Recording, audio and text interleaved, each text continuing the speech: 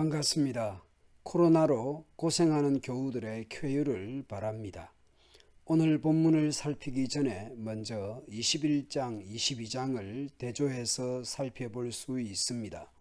21장이 주로 제사장들의 장례와 결혼 등에 대한 규례였다면 20장은 성물에 대한 규례입니다. 어제 본문에서는 제사장의 신체적 결함과 성물을 먹는 규례에 대해서 말씀하셨습니다. 오늘 본문에서는 성물을 먹을 수 있는 제사장 가족의 범위를 말씀합니다. 이어서 제물로 바칠 수 있는 제물의 신체적 결함에 대해서 말씀합니다. 일반인은 성물을 먹을 수 없습니다. 제사장의 가족 외에는 아무도 거룩한 음식을 먹을 수 없습니다. 제사장의 가족이 아닌 사람은 아무도 제사장이 먹는 거룩한 음식을 먹어서는 안 됩니다. 제사장을 찾아온 손님이나 그가 고용한 품꾼도 그 음식을 먹지 못합니다. 제사장이 아닌데 먹을 수 있는 경우들이 있습니다. 제사장이 돈으로 산 종이나 그 종이 그 집에서 낳은 자식들은 제사장이 먹는 음식을 먹을 수 있습니다. 그리고 제사장의 딸이라도 제사장이 아닌 사람에게 시집갔을 경우에는 그 음식을 먹을 수 없습니다. 그런데 제사장의 딸이 과부가 되었거나 이혼을 하여 자식 없이 친정으로 돌아와 살 경우에는 자기 아버지가 먹는 음식을 먹을 수 있었습니다. 만일 제사장의 가족이 아닌 다른 사람이 모르고 제사장의 거룩한 음식을 먹었으면 어떻게 해야 하는가? 만약 그랬다면 그 먹은 것의 5분의 1, 20%를 더하여 제사장에게 갚아야 합니다. 너희 제사장들은 이스라엘 백성이 나에게 바치는 거룩한 음식을 아무나 먹게 하여 더럽히지 말라. 이 규정을 어기는 자는 누구든지 그 죄의 대가로 형벌을 받게 될 것입니다. 하나님은 그 음식을 거룩하게 하는 여호와의 시기이기 때문입니다. 백성들이 하나님께 바쳐 드린 음식을 거룩하게 하십니다.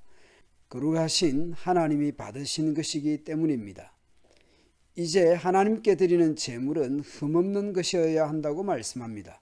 반복하여 흠없는 소든 양이든 염소든 흠이 없는 것이어야 합니다. 이 규정은 아론을 비롯하여 제사장들만 알아야 하는 것이 아니라 모든 이스라엘 백성들이 알고 있어야 합니다. 만일 너희가 흠이 있는 것을 바치면 어떻게 되는가? 하나님께서 그 제물을 받지 않을 것입니다. 그러므로 하나님께서 기쁘게 받을 수 있도록 흠이 없는 완전한 것으로 드려야 합니다. 어떤 것이 흠에 해당하는지 이제 말씀합니다. 앞을 못 보는 것이나 뼈가 부러진 것이나 다리를 저는 것이나 고름이 흐르는 것이나 피부병에 걸린 것을 여호와께 바치지 마라. 고안이 터졌거나 으스러졌거나 찢어졌거나 잘린 짐승은 여호와께 바치지 않아야 합니다. 그런 것들은 제단 위에 바치지 않아야 하며 여호와께 태워서 드리는 제물이 될 수 없습니다. 소나 양이 보통 것보다 작거나 생긴 것이 성하지 않은 것이라 하더라도 그것이 스스로 원해서 바치는 제물이라면 바쳐도 괜찮습니다. 그러나 맹세한 것을 갚기 위해 바치는 제물이라면 바칠 수 없습니다. 만약 흠 있는 것으로 제물을 드리면 여호와께서는 기뻐하시지 않으실 것입니다.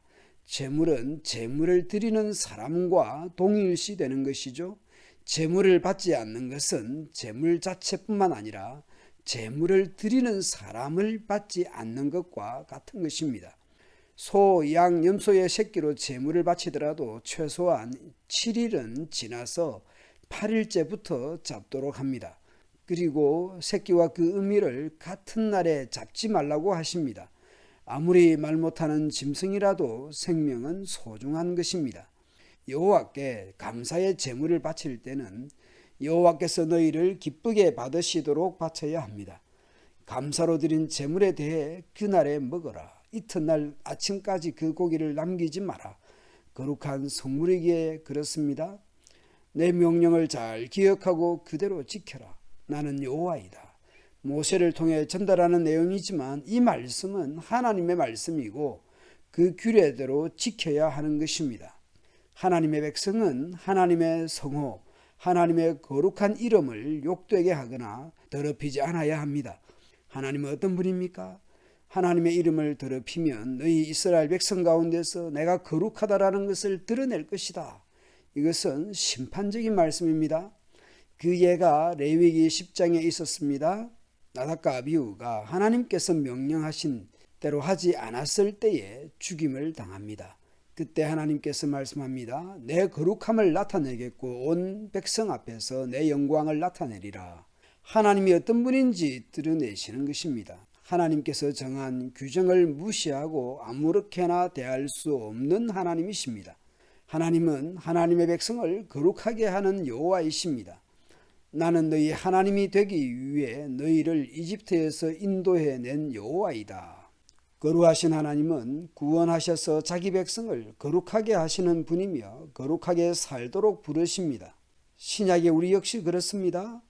그리스도 안에서 그리스도의 피로서 우리를 하나님의 자녀 삼으셨습니다. 왜냐하면 거룩하고 흠이 없게 하시기 위해서입니다. 레위기 18장을 시작하면서 그렇게 말씀하셨습니다. 나는 너희의 하나님이다. 그러니 과거의 애굽 풍속도 따르지 말고 미래의 가나안 풍속도 따르지 말고 애굽이나 가나안이나 언제 어디서나 그들의 풍속을 따르지 않아야 합니다. 그러면 어떻게 살아야 합니까? 하나님 말씀대로 살아야 합니다. 하나님의 백성다움은 하나님 말씀대로 사는 것입니다.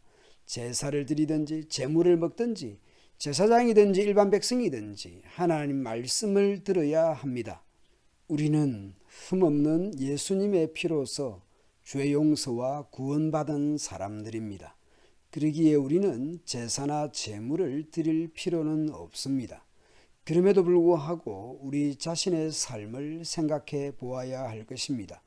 창세기 4장에 아벨과 가인의 제사가 있습니다. 아벨과 그의 제물을 받으셨고 하나님께서 가인과 그의 제물은 받지 않으셨다고 말씀합니다. 제물과 제물을 드리는 사람이 분리되지 않습니다.